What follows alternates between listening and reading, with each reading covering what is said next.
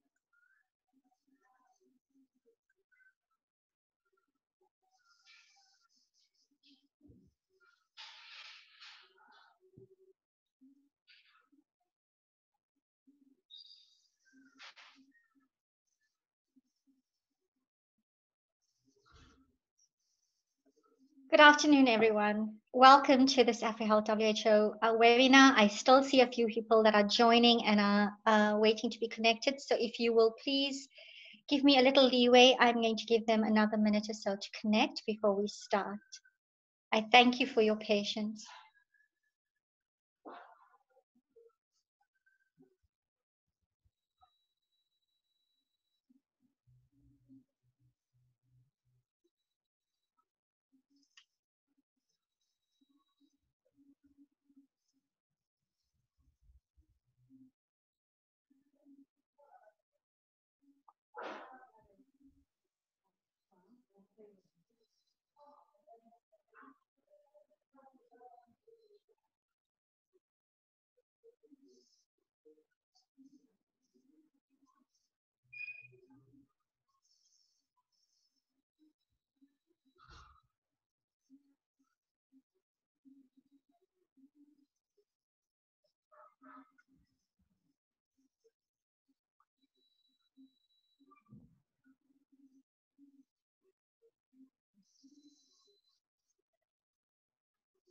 All right, I'm going to go ahead. I know there are other people that are waiting to join, but I think we should actually just start.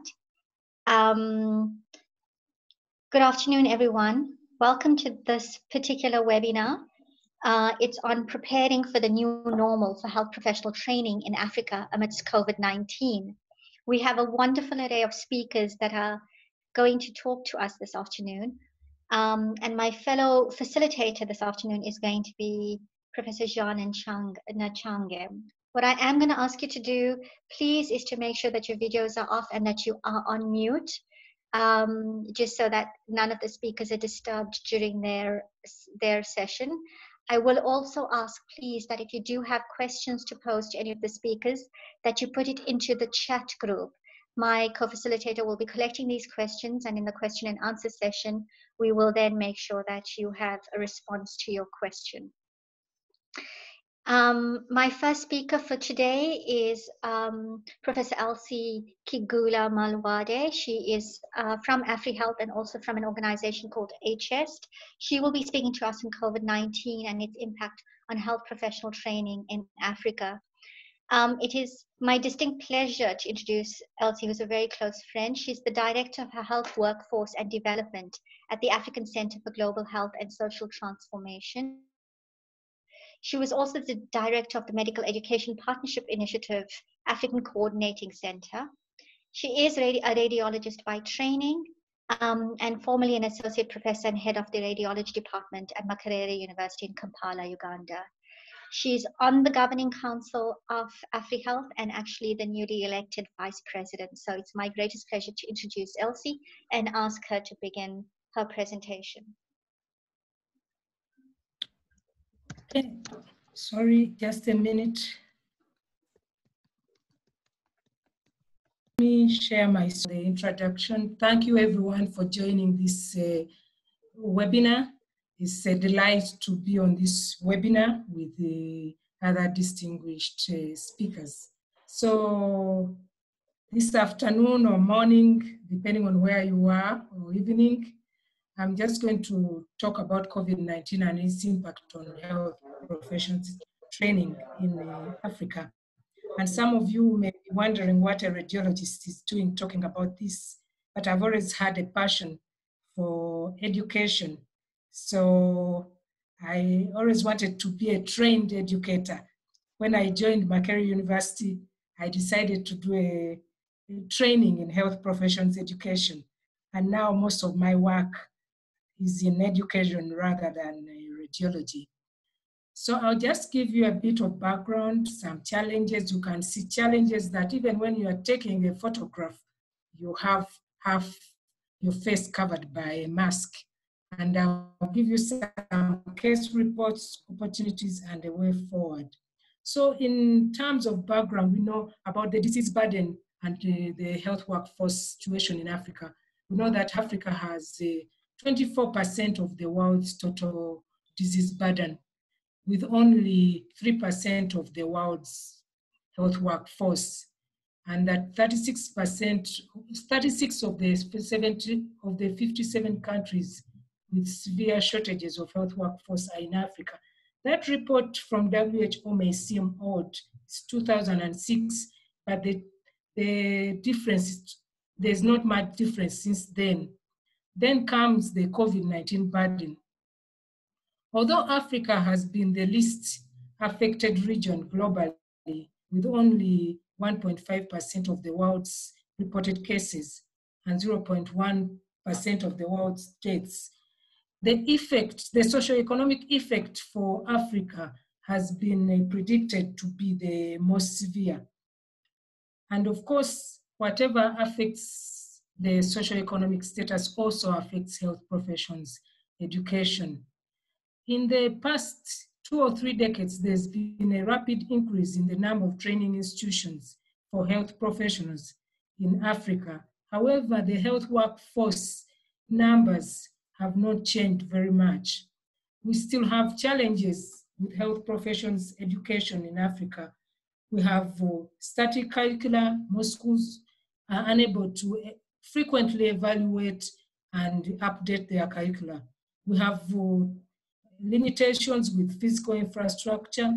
Many countries don't have accreditation systems. Our student selection is skewed. Documented that in many African countries, it's the elite that get into medical schools. We have challenges with the faculty recruitment and retention. And of course, even after the health professions graduates produce, there's the problem with migration, and then difficult in retaining them in the region. So COVID-19 comes in and finds us still with many challenges. Education has changed dramatically during this period, and this is not just for health professions education. This concerns all other areas of education. Primary, secondary, and university, tertiary institutions have all been affected. And WHO did a survey in 42 countries concerning educational institutions generally, and found that in 9 countries of those 42, the schools were open, 14 were closed, and 19 partially closed. So we find the challenges have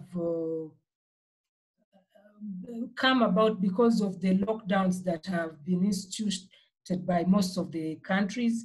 These have disrupted the training of future healthcare professionals.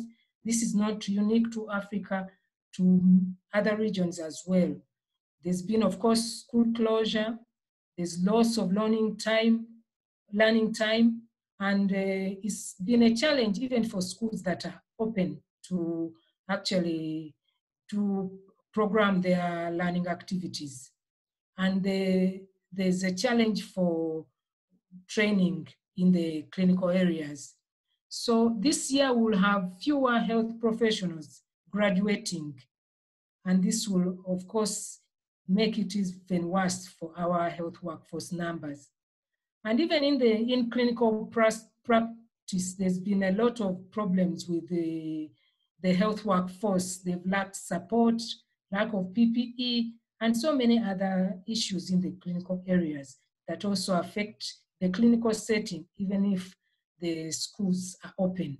And of course, this is a novel disease. There's variability in information, knowledge, as well as the quality of care for patients. And there's no vaccine, no standard treatment, and no cure.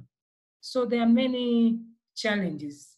But when we look at the students, the health professions, education students, you find their safety, there is concern for their safety because of the risk of infection. Of course, I've already talked about the loss of learning time, which has caused them a lot of fear and anxiety, and also working in clinical areas, so shortage of PPE is another issue.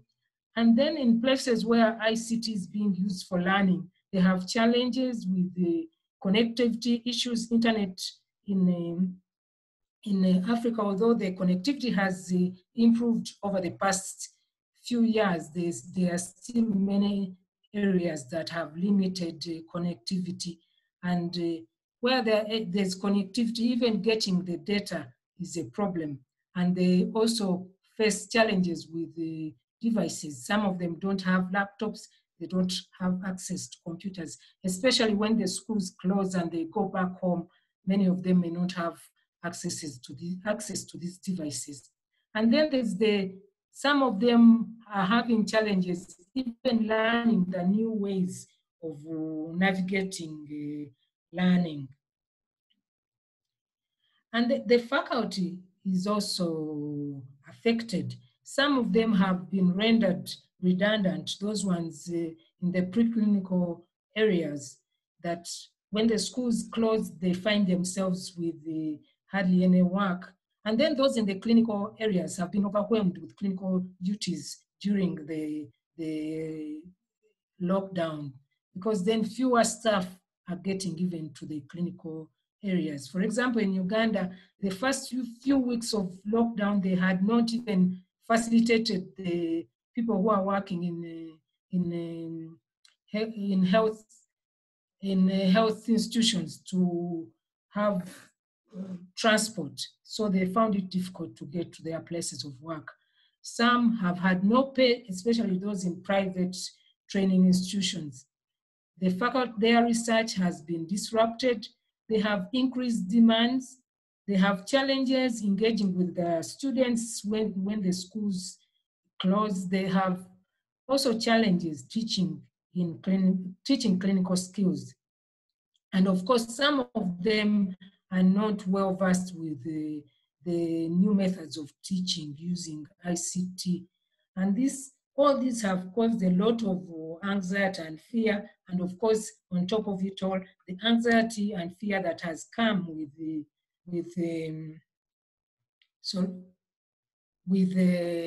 COVID-19. So we looked at as AFREhealth, we looked at our schools and said, what is happening? So we sent an email out to 17 schools that were involved in the Medical Education Partnership Initiative, one of the initiatives that got together with the Nursing Education Partnership Initiative to form AFREhealth. But AFREhealth has now expanded beyond that.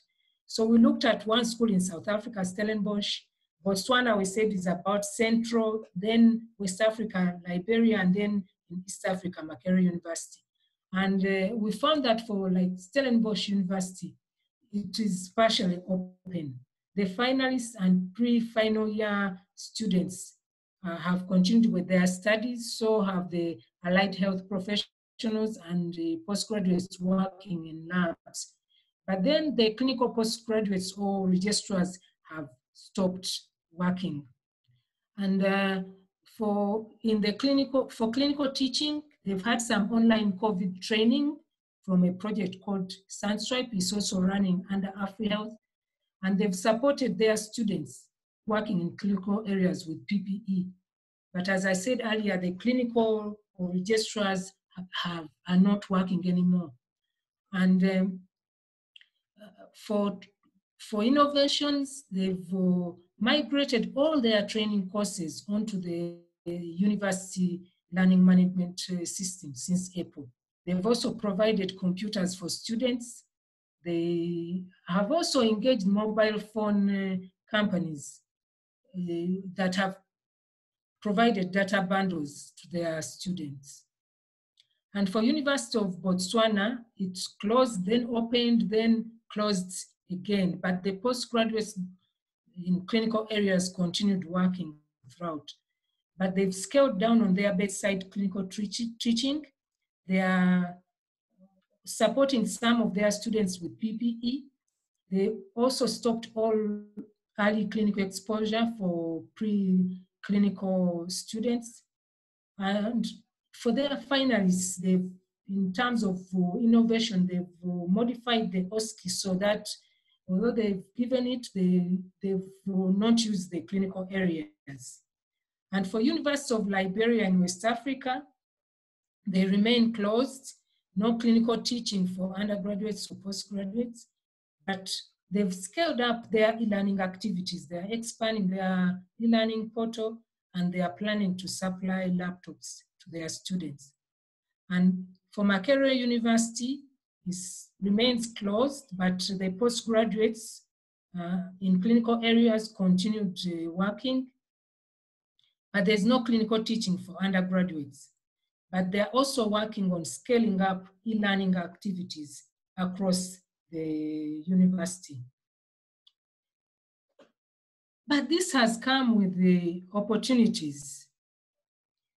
So the health professions educators have become more innovative. They are thinking outside the box, that even those who have not thought of using distance learning, virtual e-learning, blended learning, and virtual conferences or grand rounds have started taking this up. So this is an opportunity to embrace technology-based learning and also prioritize investing and diverting resources to e-learning, and also strengthening the capacity of education in the use of ICT in teaching and education. And many are revisiting the clinical teaching hours, considering the mastering of competencies.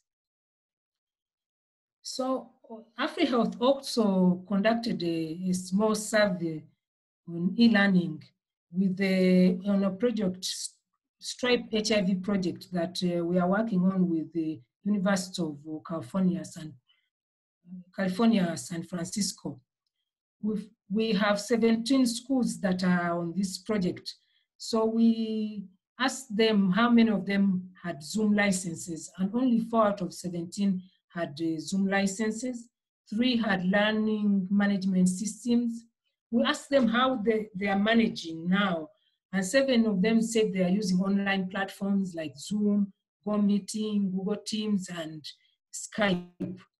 When we asked them about what their plans for the next 3 months is, they are planning to reopen face-to-face, but many of them are training their faculty and students on online facilities. There are also limitations with e-learning. They are so busy with the pandemic, so quite a change for them.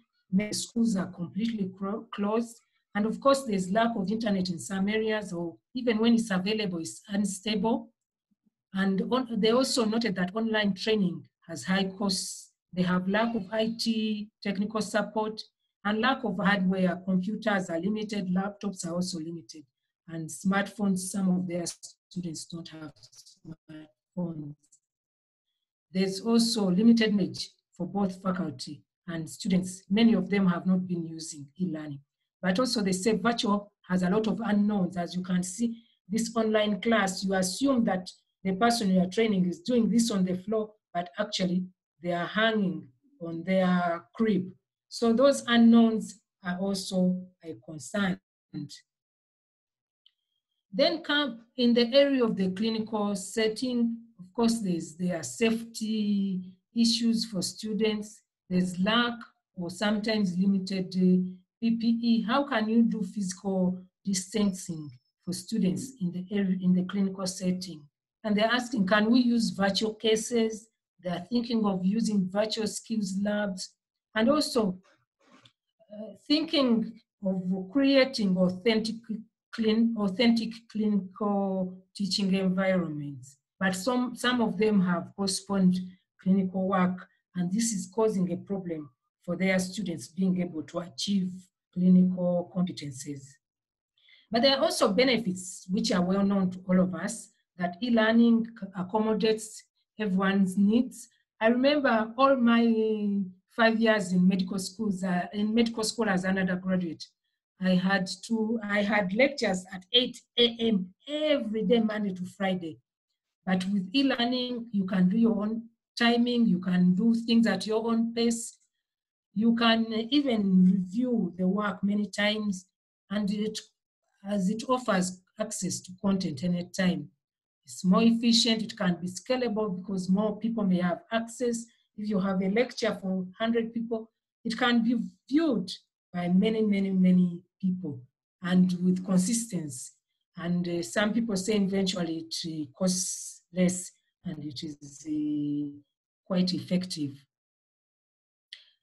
So I came across, as I was looking at this issue, I came across some proposals from UNESCO for education as a whole, but I thought these were really important even for health professions education. So these are the ones that have adapted and given us a way forward, that we need to assess the capabilities of our students and teachers, and also assess the infrastructure for us to be able to adopt high technology and low technology solutions. There's a need to explore various options for distance learning tools, which people have already started exploring: the online virtual lessons, downloadable lessons, and massive open source materials, using social media, and many others. And there's a need to train teachers on how to instruct and engage all students through distance learning tools. There's a need to appreciate that e-learning has limitations with interaction between the lecturers and the students. And there's a need to keep time and track of the student engagement, because many students may lose out as we adopt these techniques. There's also a need to blend appropriate approaches. The need to just limit the number of applications we use and platforms, and use them and adapt them according to context, because not all tools are adaptable to all contexts, especially considering our conditions in Africa. They need to emphasize tools that are compatible with smartphones, because then our students, smartphones are cheaper and more available for them than laptops and computers. And also to work with the telecoms to try to reduce the costs of internet for the institutions, the students, and the faculty. And also create support communities among teachers and students so that nobody is left behind. They need to ensure accessibility and availability of education services for the disadvantaged students, so that we make sure that they all come along, that they all move together and we leave no one behind. So these challenges are here with us, and in Africa we have to face them just like they are being faced elsewhere in the world. And I'll end with this quote from Nelson Mandela, that it always seems impossible until it is done. Thank you very much. Thank you, Elsie, and thank you for setting the scene for us as well. As I mentioned, please put your questions in the chat group. My co-facilitator will be collecting those and will present them to the speakers at the end of the session when they've all had their say. As a reminder, please ensure that you have your videos off, please, and you are on mute. And it is my greatest pleasure right now to also, oops, I think I have someone who has not muted. So can you please mute? Ah, got it. Thank you. It is my greatest pleasure at the moment to introduce our next speaker, who's our esteemed guest. It's Dr. David Nabaaro. From March of this year, Dr. Nabaaro has been appointed the Special Envoy of the WHO Director General on COVID-19, but he has had numerous UN appointments, has leadership roles in terms of disease outbreaks and health issues, food insecurity and nutrition, climate change, and sustainable development.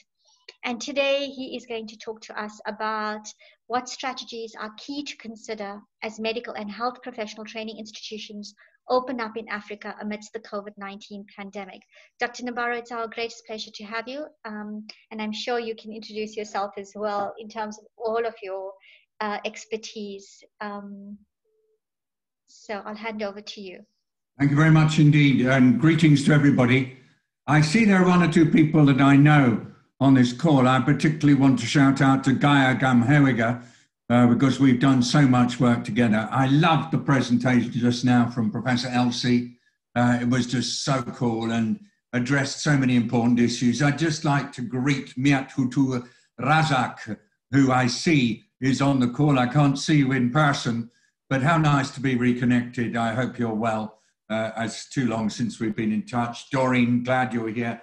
And to many others, because I can't see everybody, I just want to say, wonderful to be with you. I'm going to try to focus really consistently on just one thing, which is now that we have this new virus, which has grabbed the attention of just about every individual, institution, organization, business, local authority, national government in our world, what can we do to make certain that health education in particular addresses the issues that are raised by this new reality? And in doing this, I'm going to refer to some notes that I've prepared. It's a little paper really titled Rising to the COVID Ready Challenge, Together, Equitably and Now. I'll make certain that you have access to this. It's not yet published because it will give you just some of the material that I'm using. That's simply because when you're doing a presentation and people are listening to your words, sometimes they can't necessarily hold things together. And I wasn't keen to use slides myself as I wanted to try to talk with you each individually. So we'll put the reference to this in the chat box and we'll make sure that you can access it. I'd like to just start with really where I want to end up. Ensuring that people have good health is key to life and key to living. We've always said that. I remember when I was at the WHO with the Director General Groholm Brundtland rather a long time ago. Dr. Brundtland said to me, David, you know, people don't get it, that it's really hard to run a business, to run a university, or to look after a community if people are experiencing high levels of sickness and disease. They are inhibited, they are fearful, and they cannot consistently participate in development because of ill health. And so I remember in the Commission on Macroeconomics and Health that Dr. Brundtland set up, the whole theme was invest in health, get it right, and then the economy and society can really achieve its full potential. I think it applies to so many aspects of health, communicable diseases, non-communicable diseases, nutrition, preventing cancers, avoiding sexually transmitted infections, maintaining reproductive health. All of that has to be in place for societies to be able to prosper. And so here we have a new virus, an unexpected virus, a coronavirus causing a pandemic, highly transmissible, uncertain fatality, frankly, but still able to cause a nasty illness, even in people who survive it. So how on earth do we factor that in? And do you know, the thing that I have really learned over the last few months is that what we know about public health as professionals is just not widely understood by people in other sectors, by world leaders, and by journalists. Because I get asked questions like, what should we focus on? Dealing with the disease or getting the economy going again? And of course, all of us on this call know that the answer is straightforward. You've got to deal with the disease in order to have the economy growing, in order to get borders open, in order to get planes flying so that people can travel around and all that, in order to get business and life back to where it should be. And so what I think we have to do as a result of COVID is to spare no effort to remind people that medical and health professionals are as important to the national economy as any other professional group, because you rely on them to create the basis of safety and the basis of health security. And COVID is one of a number of threats, of course, and I've really felt that in the presentation just now that point was made clear. And yes, there are many health threats, but also getting strong health defenses, getting good public health in place is key to development.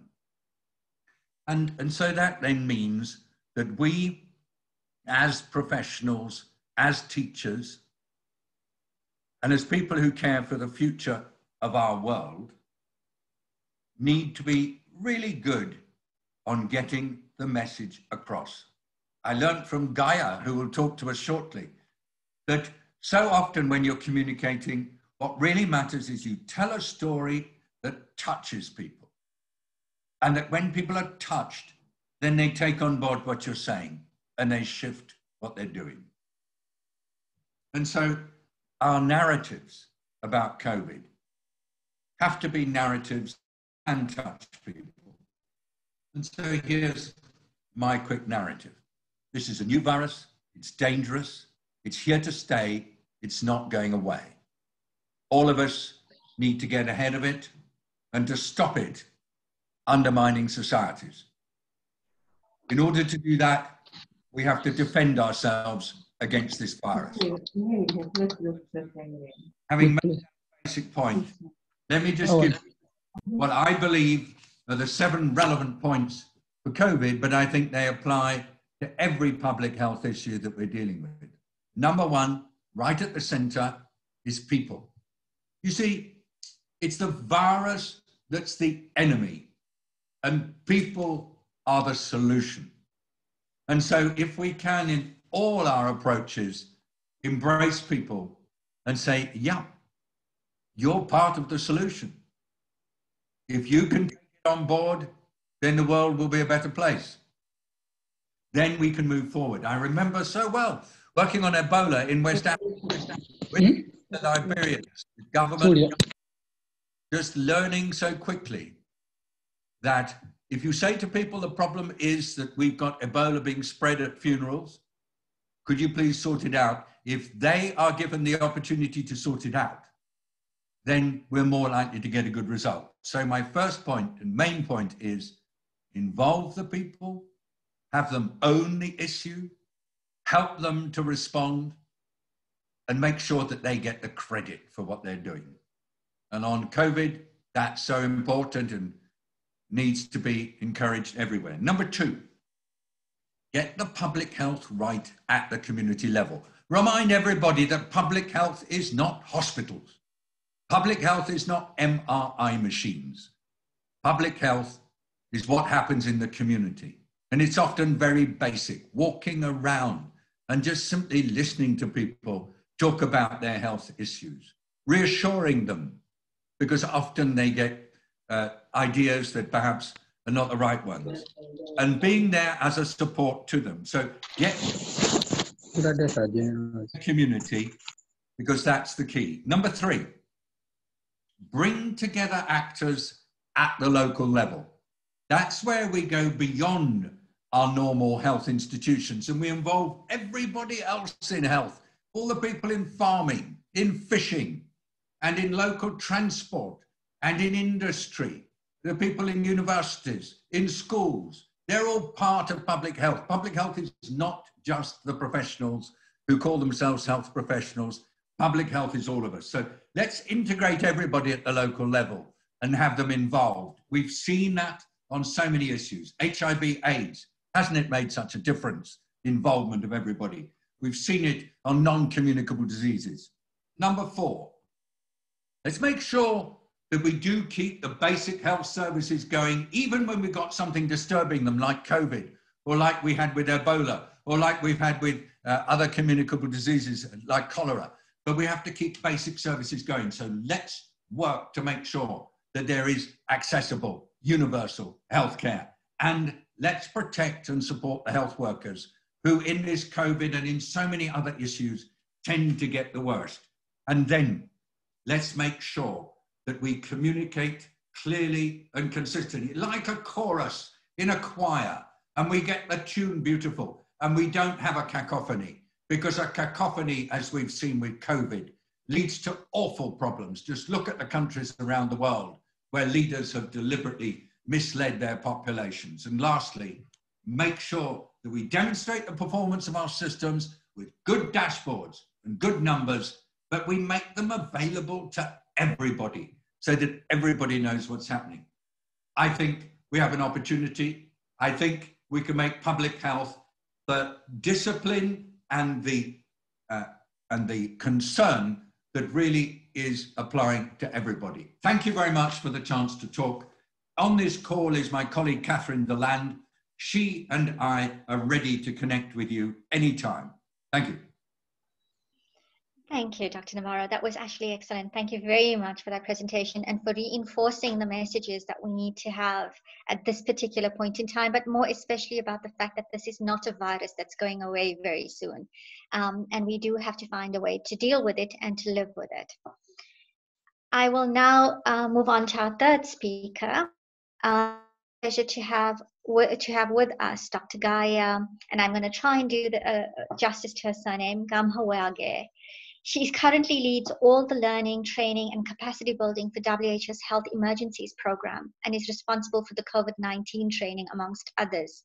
She does have a medical degree. She has a master's degree in international health and in international policy making and negotiation. She's an experienced trainer and facilitator as well. So welcome, Dr. Gaya, and we look forward to your presentation this afternoon, which I believe is going to be on developing COVID-19 online courses, content, experiences, and lessons learned.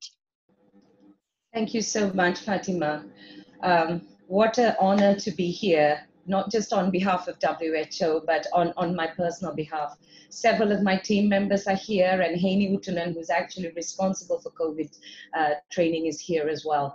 I have to admit right at the beginning, I'm here speaking as an expert, but actually I'm a student of one of the other speakers, Dr. David Nabaaro. He was my boss and mentor many years ago, and really he set me on course with the right perspective and the right heart for public health. I had a medical training, but I really needed that guidance. And I think that's the first message that I want to give, that in times of crisis, we appreciate more, not just the acquisition of knowledge or skills, but the deeper understanding of the world we live in and the role that we have to play. So I'm very happy to start off, if I may share my screen with you.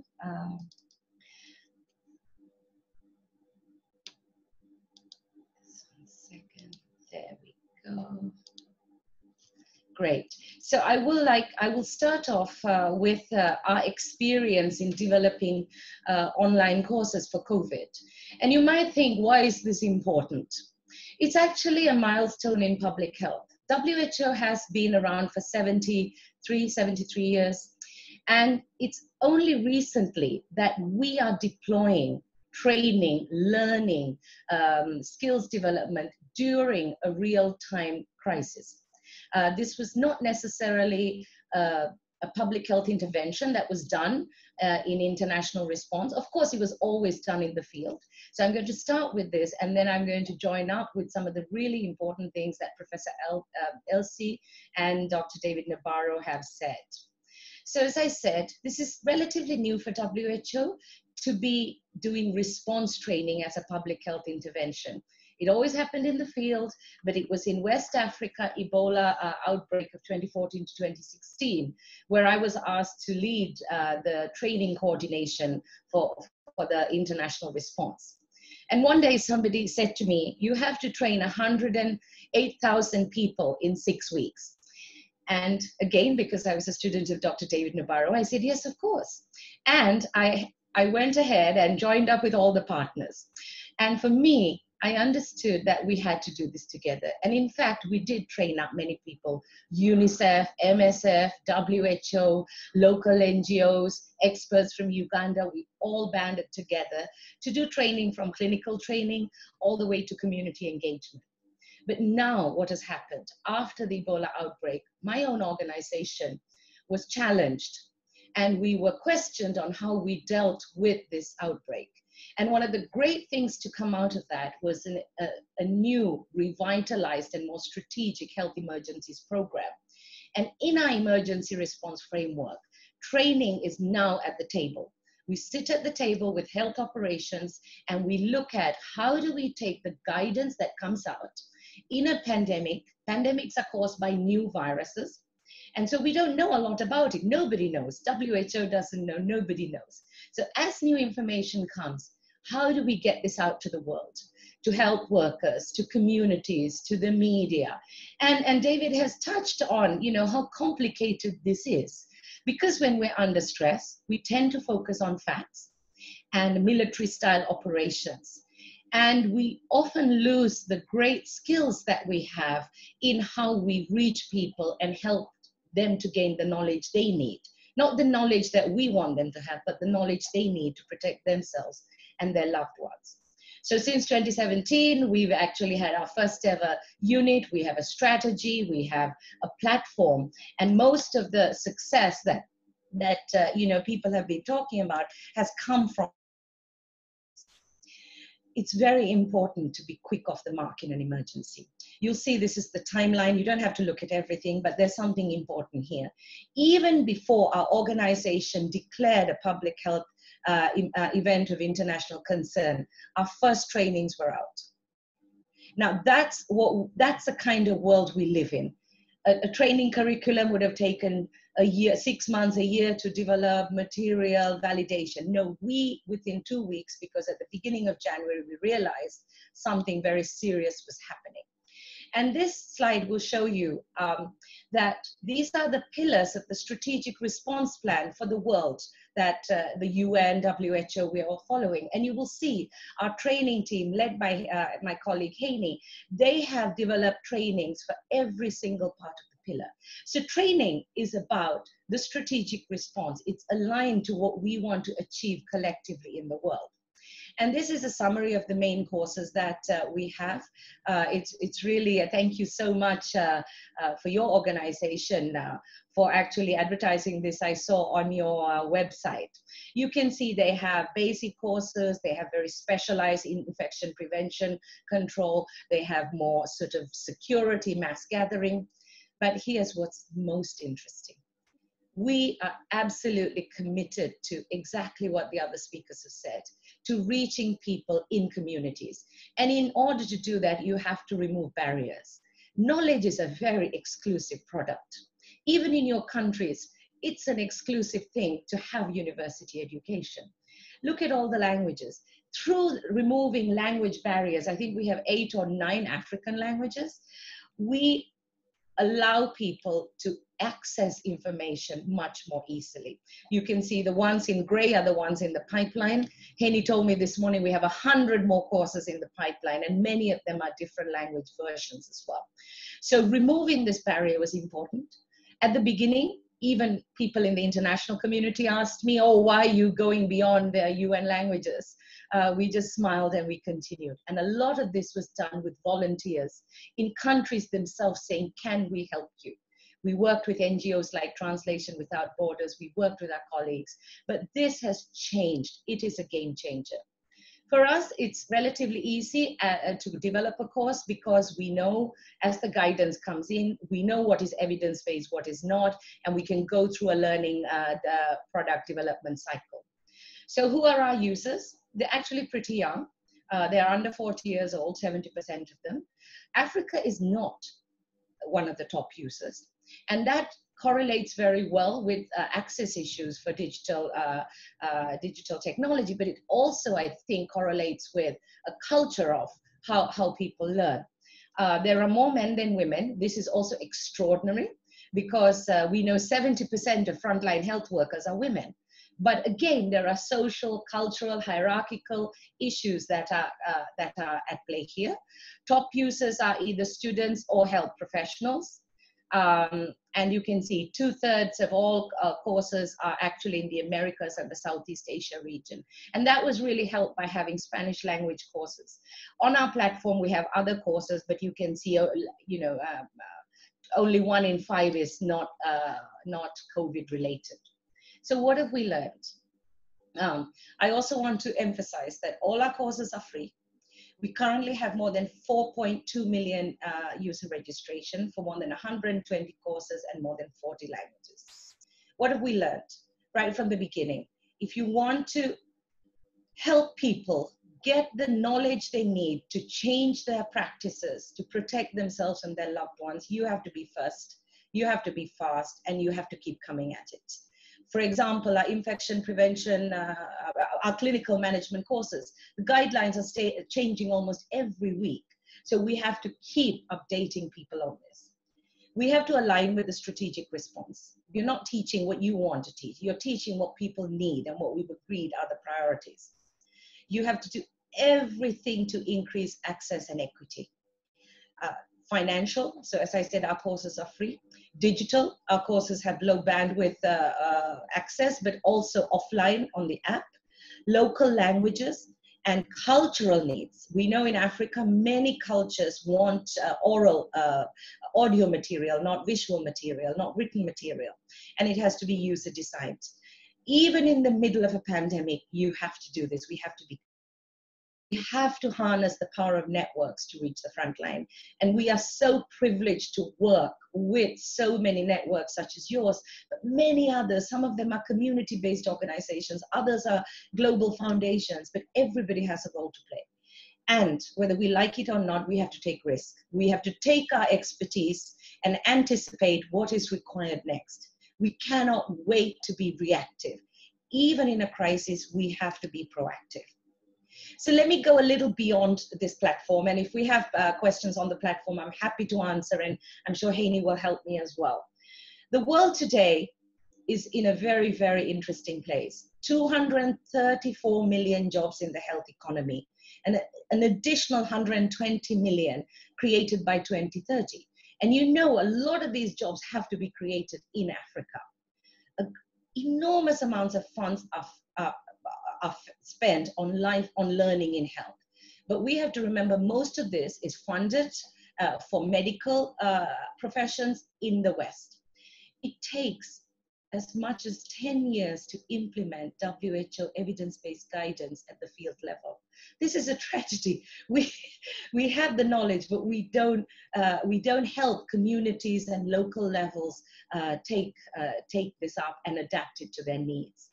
And David might correct me, this was the last figure I had. Even before COVID, less than 5% of countries were on track to achieve the 11 health targets by 2030. And we can only assume this has got worse. So while we focus on COVID, we see child deaths, we see vaccination not happening, we see women dying in childbirth. Now, we were worried about this before the COVID. So we actually, in WHO, the Director General has pioneered a transformation project called the WHO Academy, where we really want to address some of those gaps, bring technology on an equitable basis, and provide a platform and a mechanism for anybody anywhere else in the world to access public health knowledge. And in order to do that, I was very honored to be asked to lead the work on the strategy for this academy. So I wasn't very interested in the bricks and mortar, but the bricks and mortar are going to be beautiful too, based in Lyon. President Macron of France is committed to investing in that. I really wanted to think with my team about the future. What is the future of learning for public health? And for that, we have to imagine what the future would be like. And so we started on a process last September doing literature reviews. I have a lot of advisory experts on an advisory group. Dr. Nabaaro is one of them. Your network has contributed in consultations. And we really wanted to use this opportunity. And then, of course, the COVID pandemic came, and it gave us a lot more than we thought we could ever have. And really now we understand what we want to do is to frame in a strategic but visionary and ambitious way the contribution of learning, not training, not what you and I will do to train people, but how people will learn, how they will learn to protect themselves and achieve their personal individual health goals, how countries will achieve their health targets, and how globally we will achieve our global health goals. And we want to do this through a culture of lifelong learning, not training, and harnessing the potentials of this fourth industrial revolution with the technological advancement, but also really applying adult learning, behavioral change, and other know-how. So what we had a big idea survey. People gave ideas. What is their big idea for the contribution of learning? And I just looked at the preliminary data coming in. So I just made this slide today with the help of my colleague, Christos Mylenos. He tells me he's running it, that 1 in 5 responses were from the Africa region, but 75% were male.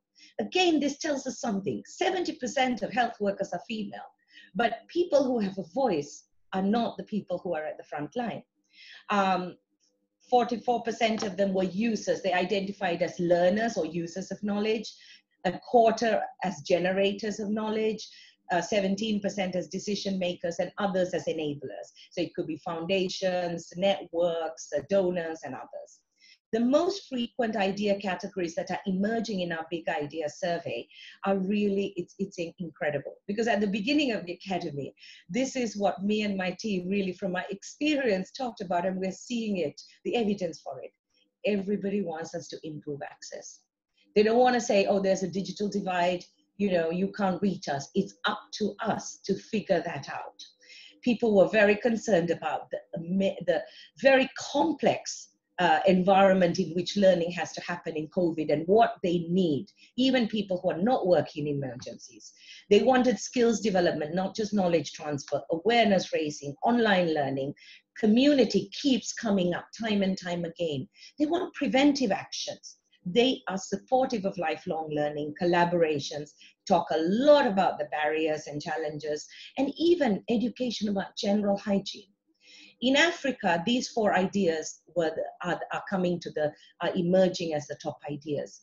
We were surprised because for many years we've heard about how we must adapt global ideas to local. People in Africa are saying we would also benefit from understanding what global is, what the global level priorities are, what is a global curriculum.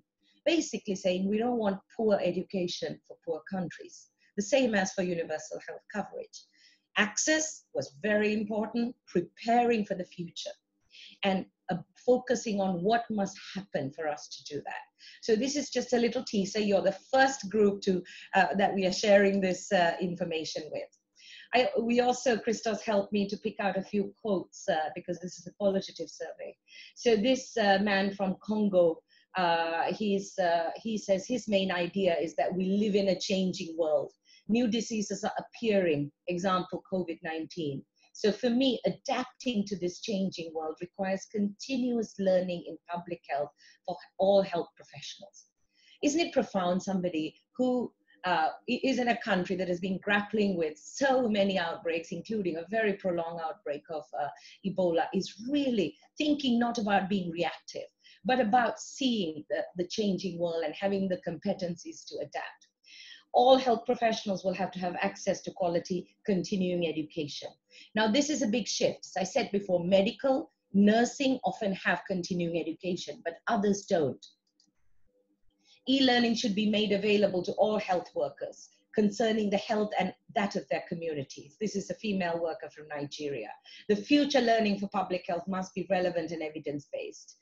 This is, again, endorsing how can we distill evidence-based ideas from misinformation, false information, rumors, lack of understanding, mistranslation.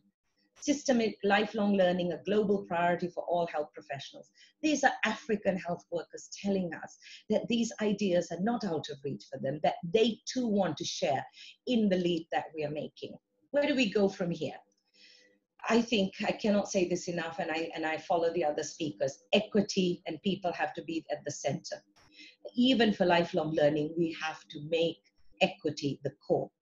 And it's not just for doctors, nurses, it's for everybody who contributes to the health of people. Address proactively the digital, language, social, cultural, and financial barriers.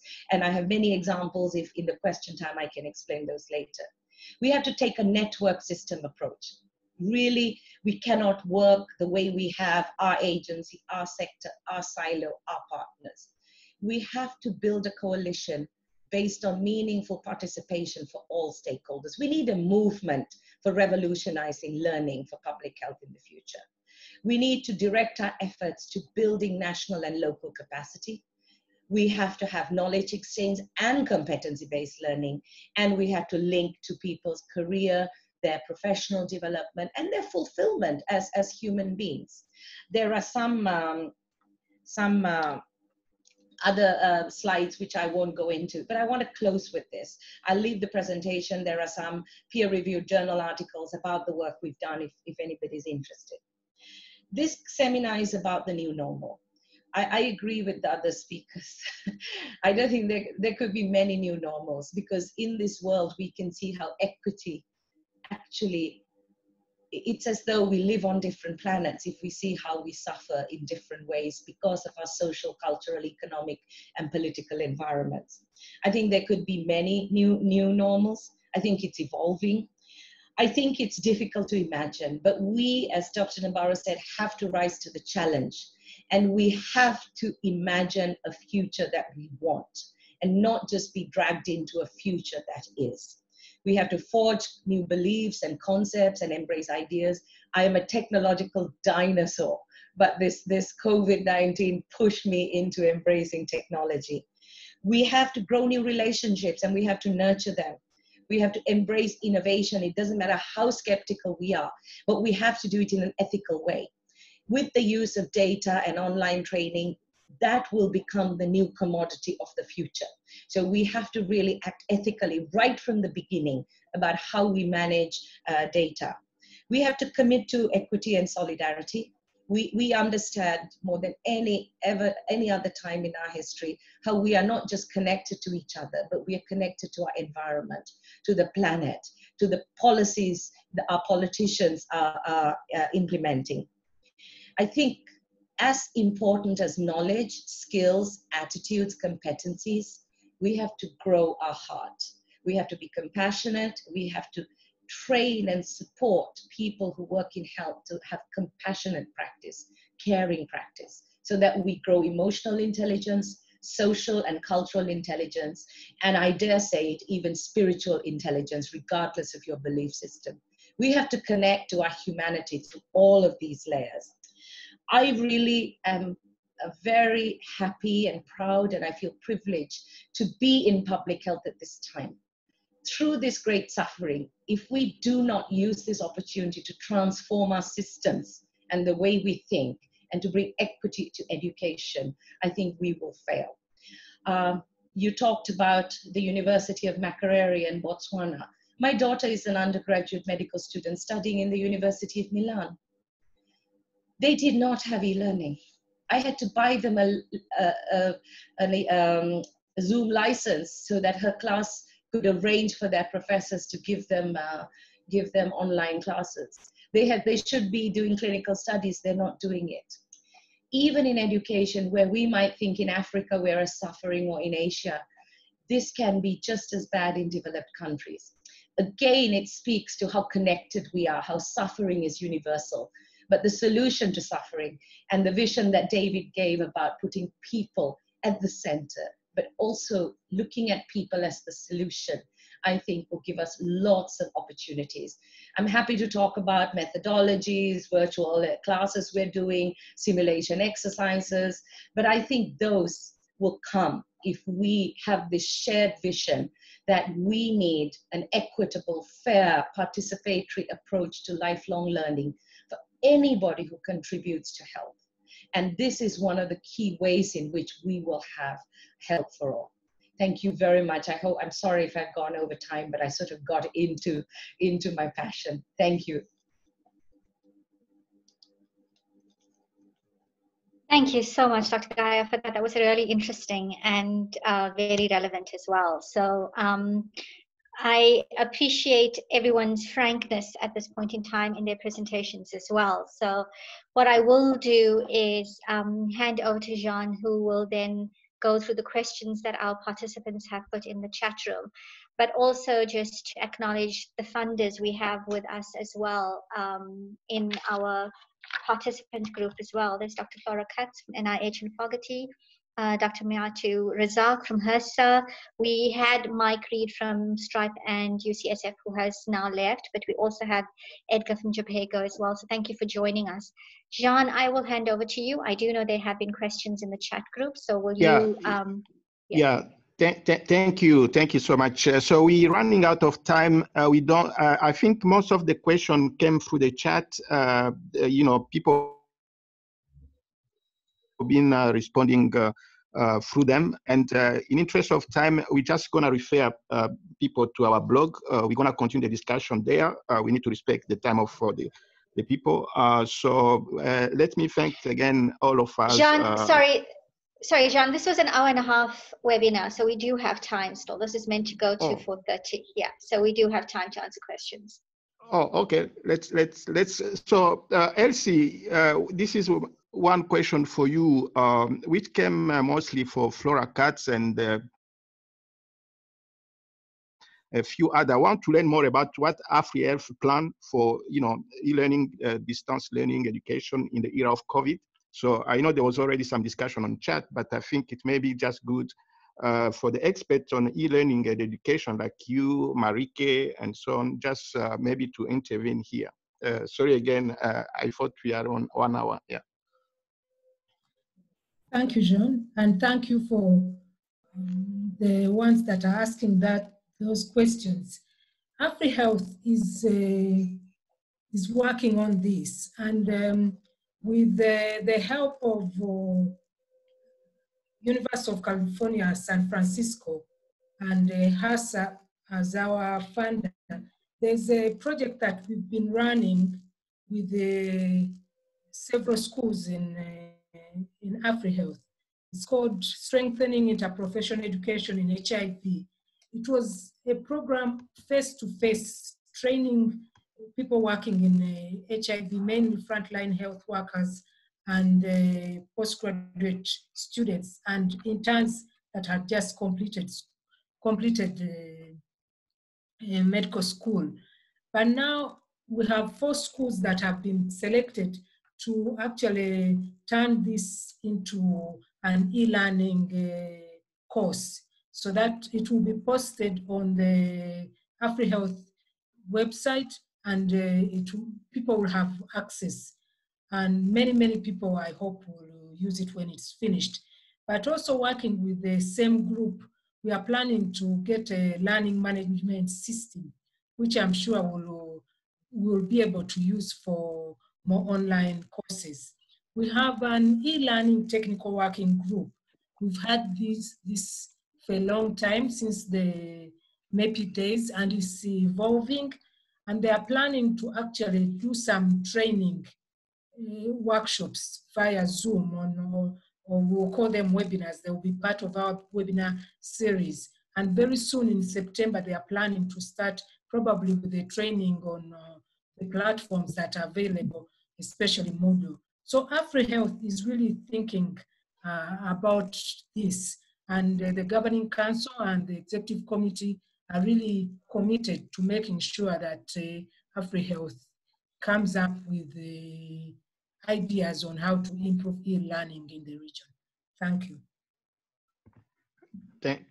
Thank you, Elsie. Anything to add, Marike? Thank you, John. Can you hear me? Yes. Just to say that, to add what Elsie said, these 4 schools are working on innovations to make this training more accessible. Like one innovation is especially for local connectivity areas where we're working with mobile applications and we'll come up with ways that we can get actually the content to people with low connectivity. So that is a short-term project. Hopefully some very innovative things will be out by September, and then we add the content to the methods. Thanks for the opportunity. Thank you, Marike. There was also another question, anyone can respond, about the quality of online distance learning. Is there any quality assurance? Who's doing that? So that's one of the questions. And also, what the experience for medical training which involves surgery? How do you do distance learning through surgery? I know telemedicine is one way, but anyone can comment on those aspects. I mean, COVID has been challenging all of us to try to be creative. So it's really a lot of interest on trying to know how, where, and when.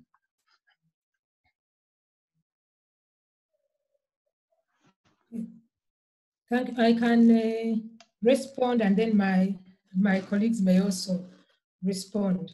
About surgery, I think, of course, there are limitations with learning some of these techniques, especially in the clinical area, and surgery has its own uniqueness, and many others have unique aspects that we may have to innovate and make sure that probably we use physical distancing, having fewer students in the skills room, and see how to pass on those skills.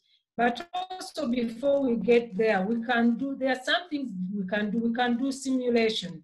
We can do virtual cases so that by the time we reduce on the time of face-to-face, so that people can actually, by the time they come to face-to-face, they've done a lot online and covered the basics with simulation, as I said, virtual cases, virtual skills lab. If we recorded some of these skills so that they can watch and probably practice some of these things, so that by the time they come to the clinical areas to actually practice the skill under the supervision of a clinician, they would have picked the. Thank you very much. Actually, Dr. Donko, a surgeon, on the chat also speak on the same under the same line. Thank Prof. Donko. Another question for WHO, Dr. Gaya.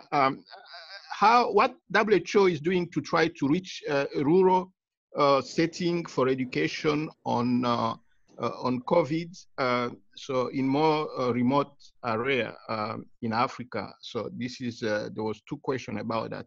They want to know exactly concretely what WHO activity in less resource setting. Absolutely. So I think the first place to start is to say on the online learning, we have every country on the planet accessing the basic online learning, sometimes on their phone, sometimes on an app. So there is that way of massive reach. Secondly, in Africa, together with headquarters, we have actually used humanitarian flights to send our experts for areas like clinical training, as was discussed in the previous one. Online wasn't enough, and the technology, the digital access wasn't good enough. So actually we sent quite a lot of experts to countries to train at national, but also local and district level. And the real reach to the communities is through the networks and partners. So we try to get people who are working in communities to access our information, but we also support them in different ways to not just throw information at communities, but to do community engagement. So through e-learning, through sending our experts to countries at district level, and collaborating with partners at the community level. Over. Thank you, Dr. Gaya.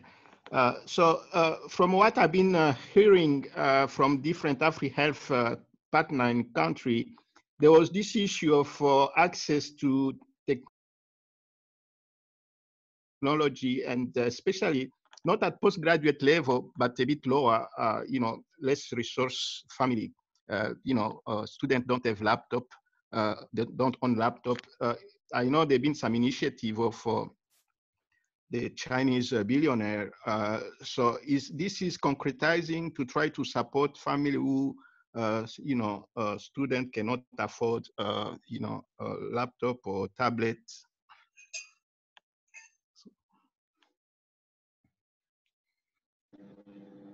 If I can just start, maybe the others know much more. So one thing that WHO is doing is we're working with the International Telecommunications Union, the ITU, that actually works with national authorities that deal with internet connectivity and so on.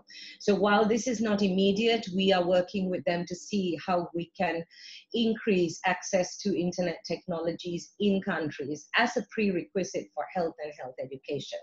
Secondly, we're working with them because they have found that even where internet exists and people have a device, they still don't know how to use it. They're not digitally literate. They're not able to use it for education.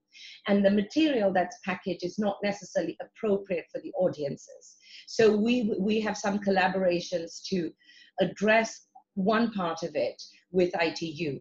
Another one for our emergency trainings, we are discussing with the emergency operations centers in countries who usually have the best connectivity to support education in health emergency training. So that's just from a very small perspective, something that we're working on. Over.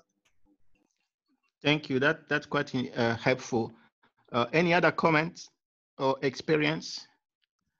From Alibaba is generous work through Africa Union. I heard some time ago.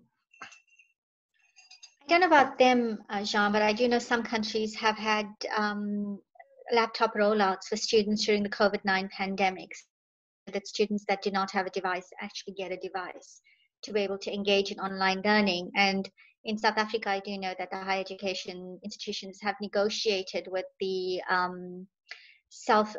internet operators, the key ones, to have certain sites be zero data rated, so that if the students are using it, they're not being charged for data. So one of the things could be the fact that going further, we might want to think about the fact that some educational sites be zero rated by governments and telecommunication companies in order to ensure we have better access to those educational materials for students.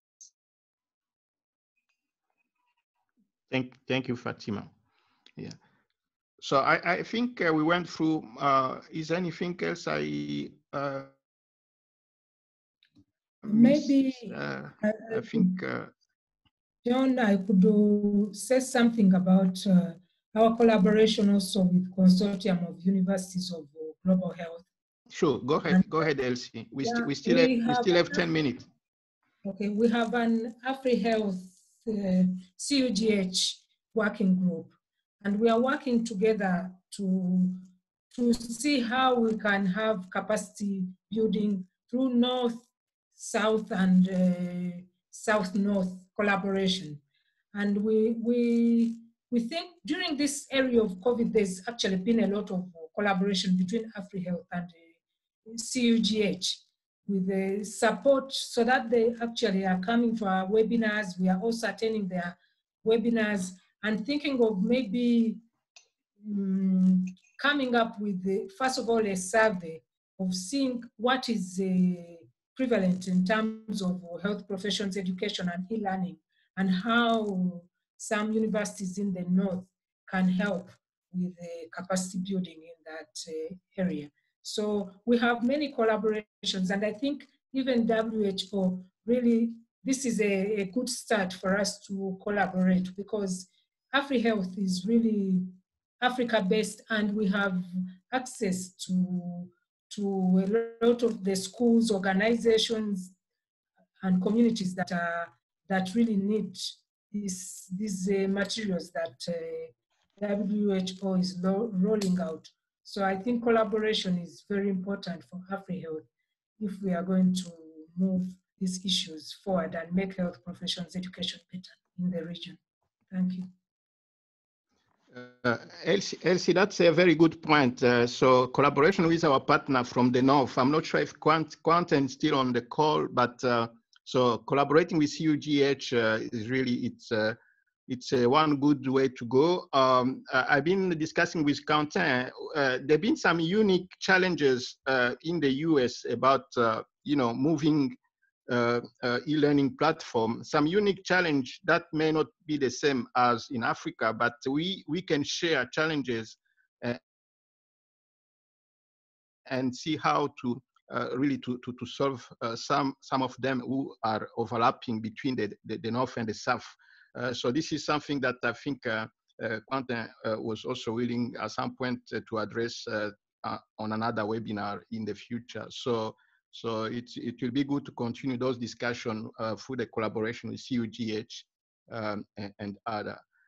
So I think I'm going to pass back to Fatima to try to wrap up. I think this showed really great interest. Really, COVID did force us really to think beyond our comfort of where we've been.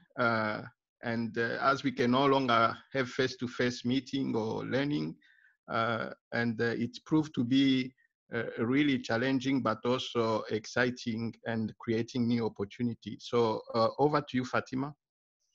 Thank you, Jean. I think that what this webinar highlights is the fact that even though we may go back to a new normal, the fact that we have these viruses and these, well, we've had this pandemic and hopefully not another one, but we may have an emerging public health issue that comes up, that we have to have the ability to adapt and adjust and live with things. COVID-19 is teaching us how to be able to do that, and hopefully we can take the lessons forward. The WHO Academy is there, and it's a good opportunity for AFREhealth to liaise with them as well and see how we can work together to ensure that we to healthcare professionals that need them and to communities that need them. And we look forward to further collaboration. I would like to thank all the speakers. I know David's left, or Dr. Nabaaro's left, but I would like to thank all of you for your excellent and very practical and very relevant presentations. They will be available on the AFREhealth website together with the recording of this webinar. And I would like to thank all our participants who have spent the last hour and a half with us as well. Please take part in our other webinars that are coming up, and we look forward to having you all with us again. I am not too sure if our current president, Abigail, would like to say a final word before we close for today. Abigail?